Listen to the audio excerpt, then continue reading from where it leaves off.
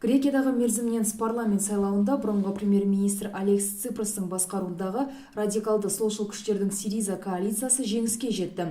Бұл партияға 35,4% дауыс берілген. Парламент сайлауының нәтижесі бойынша жеңімпаз партия экс-қорғаныс министрге тиесілі Тәуелсіз гректер партиясымен бірге жаңа коалиция құрмақшы.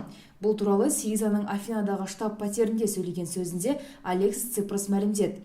Жаңа үкімет алдағы 3 күн ішінде құрылуы қажет. Бұл соңғы 8 ай ішіндегі Грекиядағы 3-ші сайлау.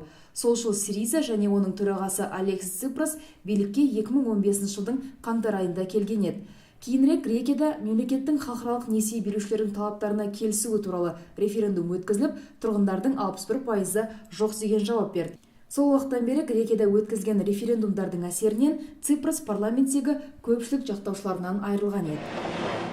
ақш үкіметі Volkswagen компаниясын алаяқтыққа айыптап отыр.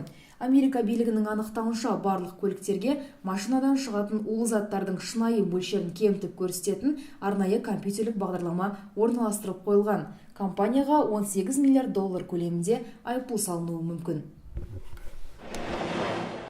Apple компаниясы Қытайдағы iPhone смартфоны және iPad планшеттерінің танымал қосымшасынан табылған зиянды вирустың салдарын жоюға тырысып жатқандарын мәлімдеді. Компанияның хабарлауынша, бұл онлайн дүкендегі қосымша шектеулерге жасалған алғашқы вирустық шабуыл. Хакерлер вирустық кодты қосымшаны құрастырушылар мен қолданушылар байқай алмайтындай етіп орналастырған. Қазіргі уақытта Apple компаниясы вирустан зардап шеккен барлық қосымшалардың жойылғанын мәлімдеді.